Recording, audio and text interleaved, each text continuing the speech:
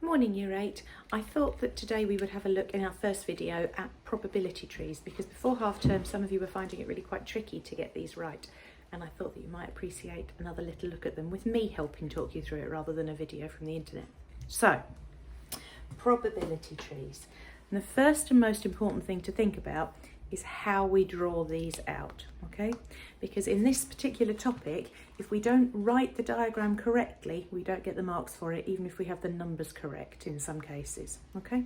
So you'll often be asked to fill in the probability tree, and if you don't put the numbers in the correct places, they won't be considered correctly, okay? So, first thing, we're gonna imagine that we're doing a game. So this is probably worth putting into your green books. I'll say it again, open your green books, write it in, put it in your green book, and then hopefully you'll be able to refer back to this when you have a go at some of the tasks that you're going to have to do after this video.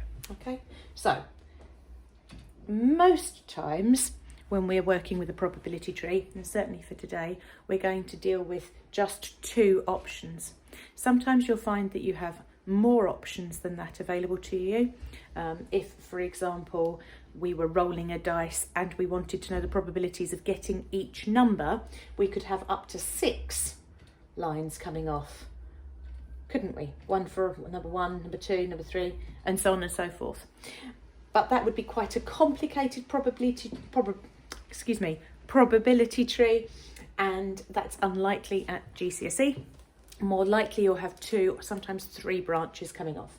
In this case, we are going to deal with the dice, but we're going to have our dice, and this is our first activity, so that's the title, and that always goes at the top there. The dice is the first activity, and we're going to have the probability of getting a 6 or the probability of not getting a 6.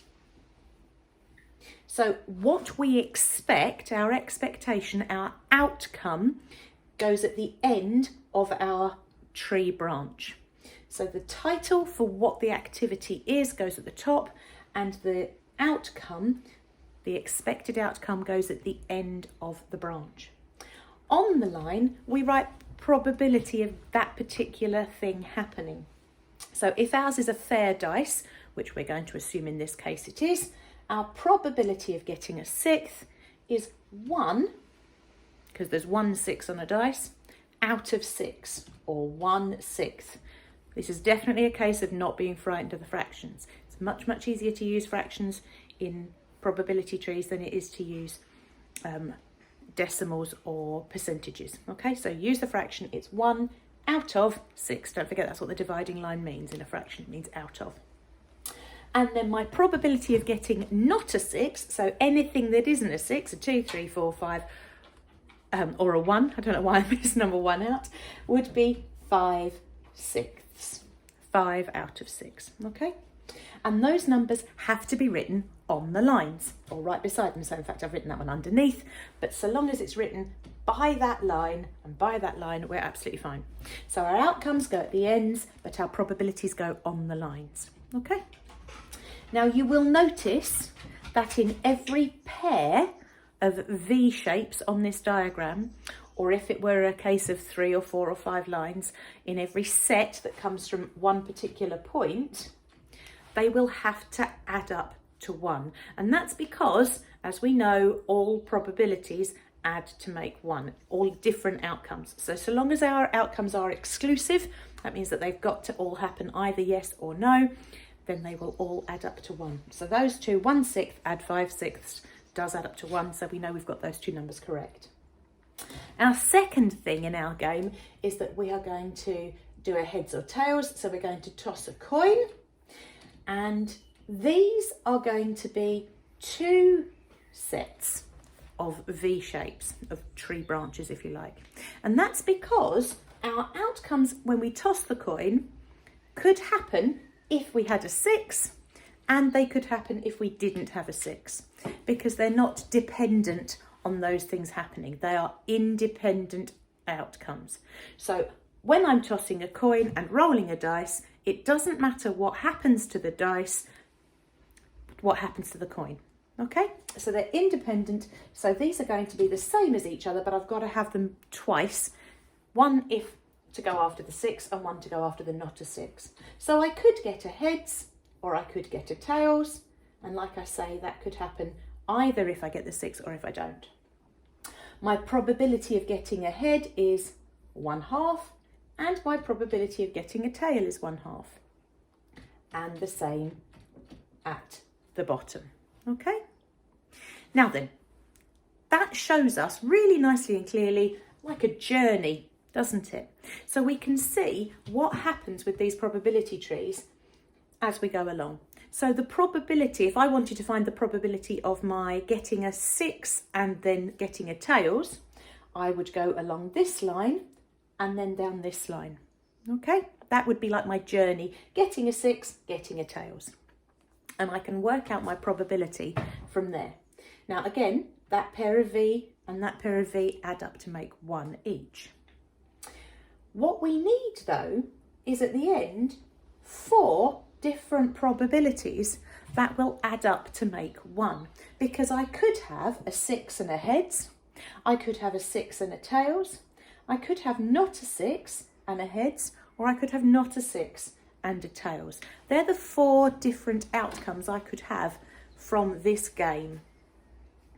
So my probability, if I wanted to, it might be useful to draw myself a quick reminder of my probabilities. So of my outcomes. So I could have a head and a 6 and a head. I could have a 6 and a tails. I could have not a 6 and a head, and I can have not a 6 and a tails. They are my 4 different outcomes from each of those 4 lengths. Okay, so to find my probability of each of these things happening, I'm going to multiply along my lines on my probability tree. Okay, so I'm going to have 1/6 as my probability of getting the 6 on a dice, and I'm going to have 1/2 as my probability of getting a head on a tail. Sorry, a head on a coin. When I've got those, I'm going to multiply them together, and that's going to give me my total probability. So I'm going to have 1 times 1 is 1, and 6 times 2 is 12. My probability here is 1 times 6 for the 6th. 1 out of 6 for the 6th, and I'm going to multiply that by 1/2 to get the tail. And again, that gives me 1/12. Along this way, I've got not a 6, so I've got 5/6, and then I've got times 1/2, and that gives me 5 out of 12. Remember, with multiplying fractions, we multiply the tops and we multiply the bottoms. And then for the not a 6 and tails, we have 5 out of 6 times 1/2. And again, that will give us 5/12. Okay, now these 4 fractions will add to make 1, because they're all of our possible options. We could have had that, or that, and these are all the options we've got. 1, 2, 7, 12 out of 12. It's worked. We've been able to add all of them together to get what we wanted. So going along the lines on our probability trees, we're going along diagonal lines, and that can remind you to multiply at the end. And when we get to the end, we're going down the page and adding up, and that's a bit like doing the down line on an adding up sum. So that might remind you to add them at the end, to just double check that you've got it all right.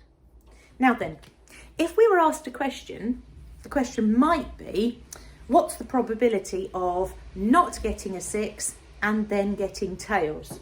And we could look and we could find out the answer is 5/12. Sometimes the questions we're asked are things like, what if you had a 6 or a heads? Now, if those kind of questions happen, we have to look at anything where we could have got a 6, which is either of these 2 answers. And if the question is or a heads, that means that if we've got a heads and it isn't a 6, that'll still count. So this one that was not a 6 but is a head will also still count. So in that case, we'd have to take these 3 answers and add them together. In this case, that would make 7/12. Sometimes it's quicker to realise that the only one that isn't either a 6 or a heads would be the not a 6 and a tail, and do 1 take away that answer. And in that case, you'll see you get the same amount. But it's always worth thinking about, do they still add up to 1? Can I go round this a different way? Is it quicker to do it a different way? Okay, see you another day. Have a go at all those questions I've set for you. Bye.